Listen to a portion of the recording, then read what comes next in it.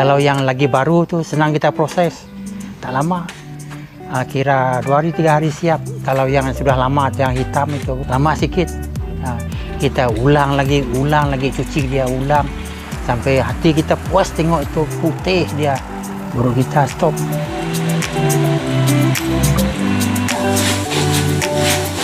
Kalau tak pakai peluh apu api tak jadi sagu, hancur, mengeras dia lama tak ada dia tak dapat, susah pecah dia macam tadi, susah tak ada orang rumah sini abu padi.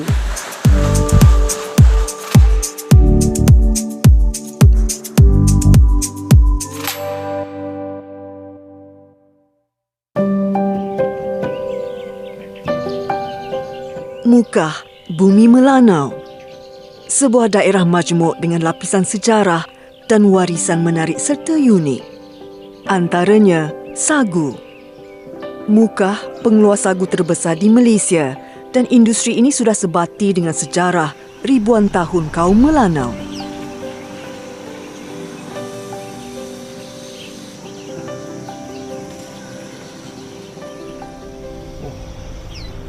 Serombong kilang rembia ni merupakan tinggalan daripada abad ke-19 yang menyatakan bahawa Mukah merupakan antara kawasan yang terkenal dengan rembia, dan selainnya di daerah bersebelahan Dalat juga merupakan antara daerah yang terkenal dengan rembia dan sagu, di mana pemprosesan dan penghasilan dijalankan berlaku di antara kedua-dua daerah ini dan kemudian masih lagi terkenal hingga sekarang. Dan kami Majalah 3 akan pergi ke kedua-dua daerah ini untuk melihat bagaimana pohon rembia diproses untuk dijadikan sagu dan bagaimana ia divariasikan cara penghasilan dan pemakanannya untuk dijadikan santapan harian sebagai makanan ruji kaum Melanau.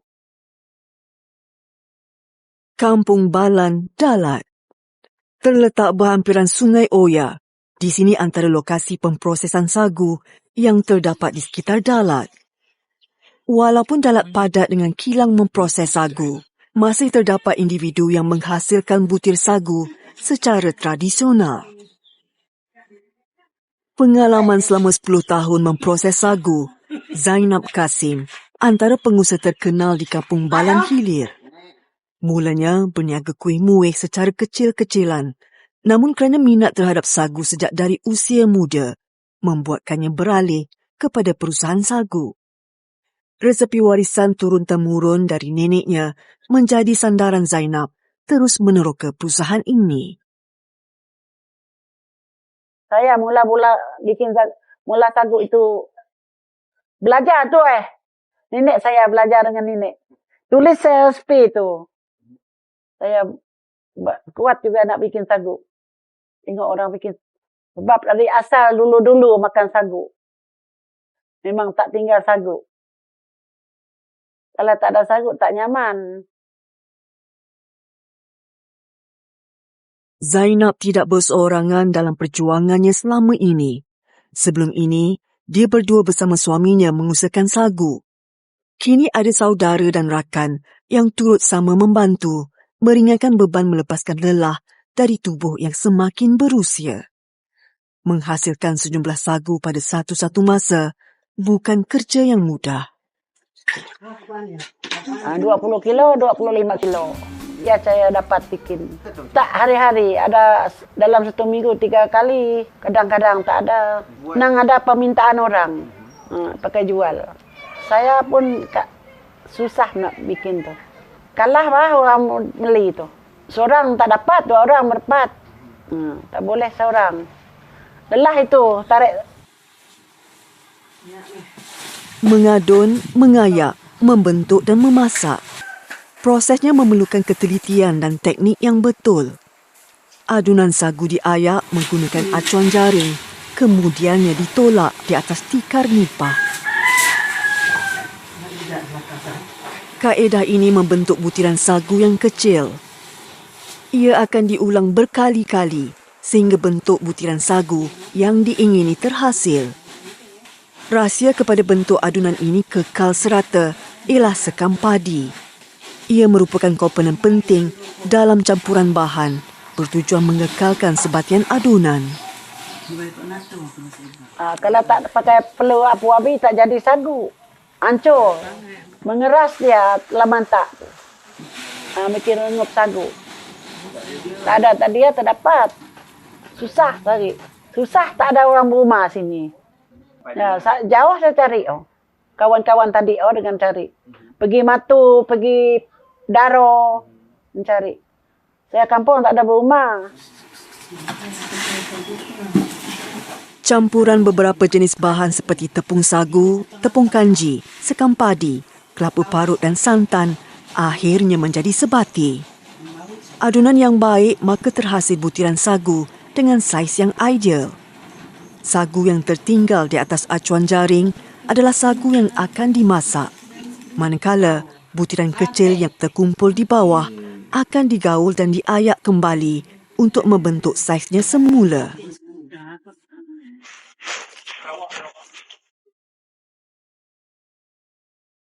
Kampung Telian Tengah, Mukah. Di sebalik arus pemodenan perindustrian sagu, masih ada yang mengendalikan pemprosesannya dengan cara tradisional. Luta Tira berpengalaman selama 10 tahun mengendalikan pemprosesan tepung sagu bermula daripada pohon rumbia atau lebih dikenali sebagai mulong oleh masyarakat di sini.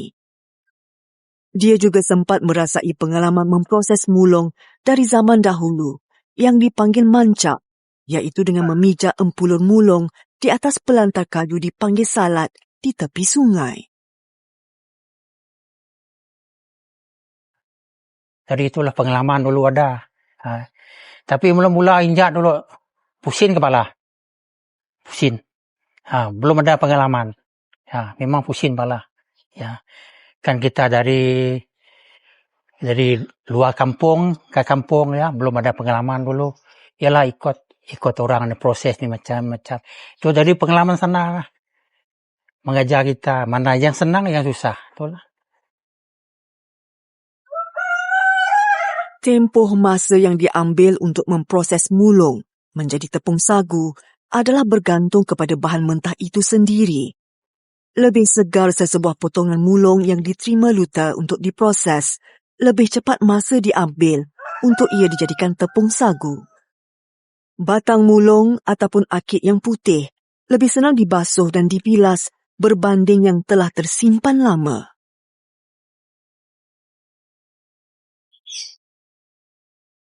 Kalau yang lagi baru tu senang kita proses. Tak lama. Kira 2 hari 3 hari siap. Kalau yang sudah lama, yang hitam itu lama sikit. Kita ulang lagi, cuci dia, ulang. Sampai hati kita puas tengok itu putih dia. Baru kita stop. Meskipun bukan sepenuhnya tradisional seperti proses mancak, inovasi dalam pemprosesan perlu ada.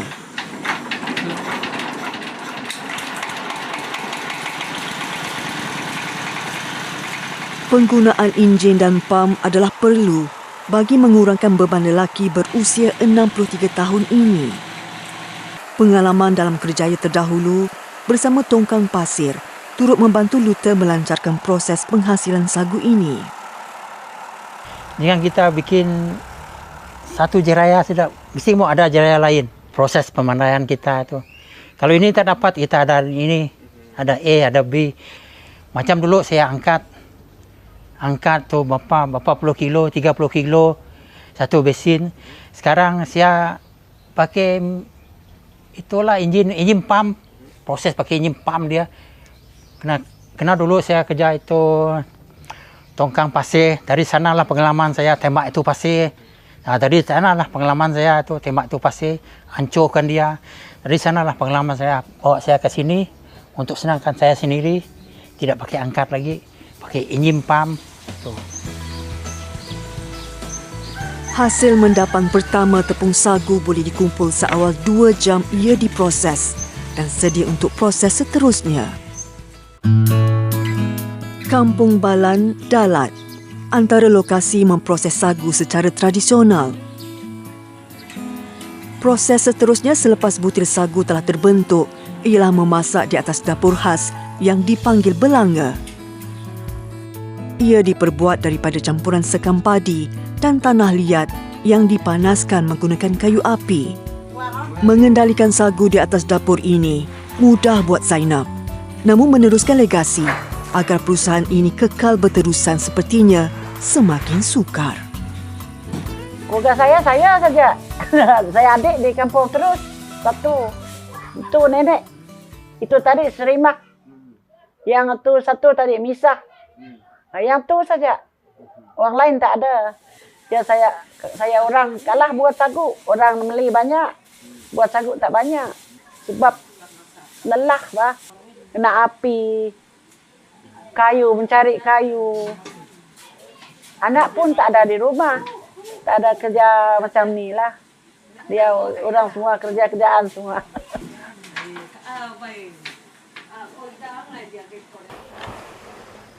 Macam mana nak tahu dia dah masak? Ikut waktu lah. Cukup nanti cobalah. Makan. Cobalah. Pun tak masak lagi. Belum lagi?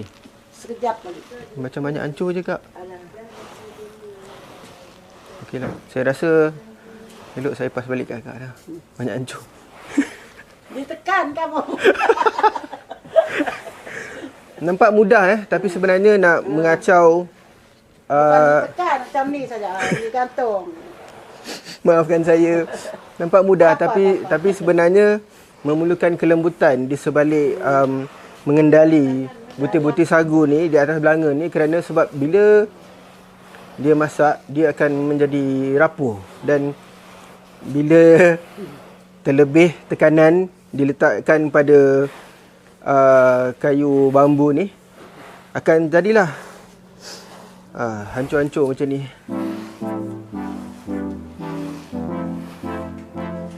Buat atas sagu macam ni.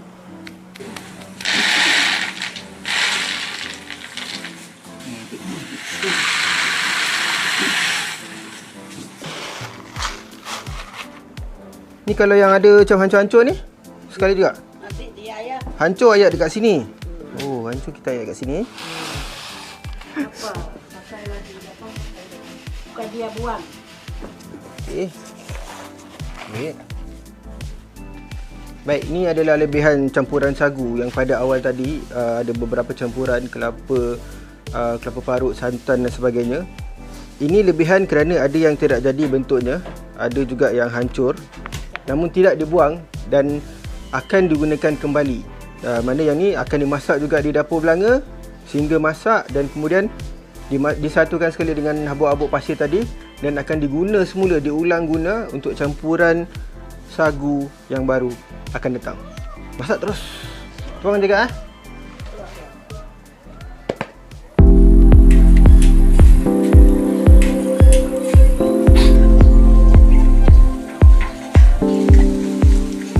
Sementara itu di kampung Telian Tengah, Mukah, mendapan sagu yang telah dikumpul perlu dibasuh dan ditapis sekurang-kurangnya sebanyak 3 kali.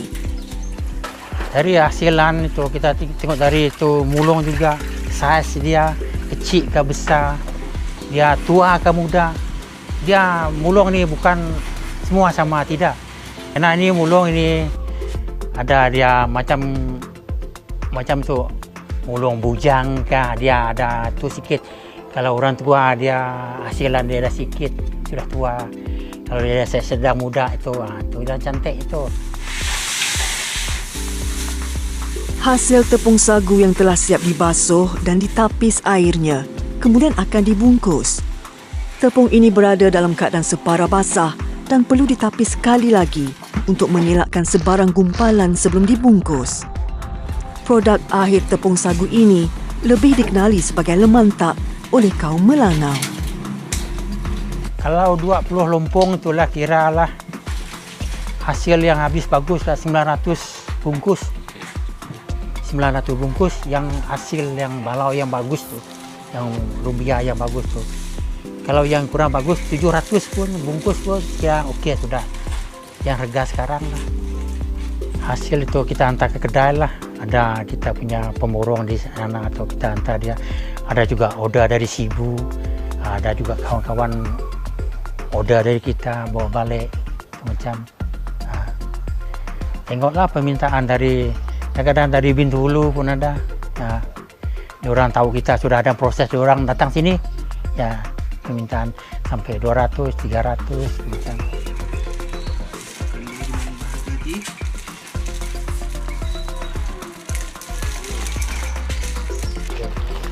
Jadi sebungkus ni dijual berapa ringgit? Kita jual RM1.5 lah. RM1.5 Dari sini. Kalau dari sini Ya, beli terus dari sini RM1.5. RM1.5. Kalau tidak dijual di sini, dihantar ke mana? Pasar. Oh, pasar. Pasar jual berapa? Kadang-kadang RM2. Kadang-kadang RM2.5. Jadi dari lemantak ni, Ya. apa yang boleh dibuat? Tu linut. Linut yang macam ambuyat tu, Macam yang lembik-lembik tu. Memang ambuyat lah. Memang ambuyat lah. Ambuyat. Dan lagi Sekarang banyak yang inovasi sekarang lah. Saya dengar ada biskut. biskut, Biskut. Yang bikin itu apa tu, batik linut pun ada. batik linut pun ada. Batik linut pun ada sekarang. Ya. Banyak lah kegunaan dia. Ya. So inilah dia Ya. lemantak. Mantap. Sai. Sai. Melanau. Okey. Ya, inilah hasilan dia. Jadi kita letak sini.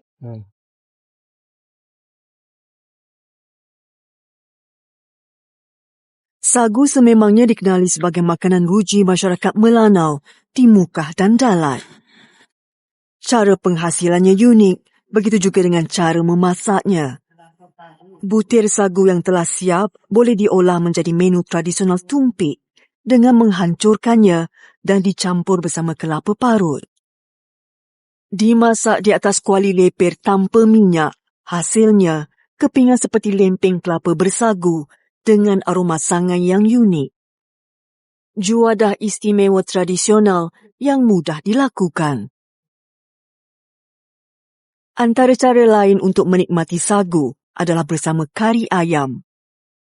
Sesuai dimakan ketika masih panas, apabila kari yang mendidih dicurah ke atas sagu, akan membuatkan butiran sagu menjadi lembut, tetapi masih mengekalkan tekstur rangup di dalamnya.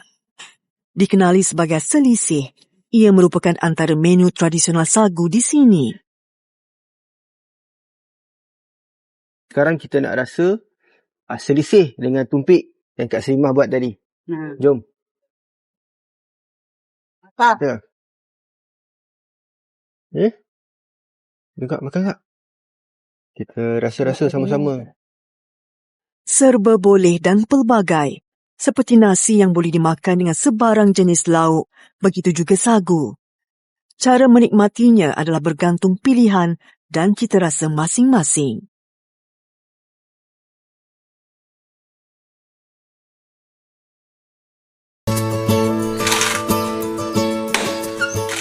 Bermula daripada sebatang potongan pohon mulung, kisah sagu bermula. Memprosesnya tidak mudah, ketekunan dan kesabaran tahap tinggi sangat diperlukan. Hasilnya, emas putih Mukah menjadi taruhan, memberi rezeki kepada ribuan keluarga sejak zaman berzaman.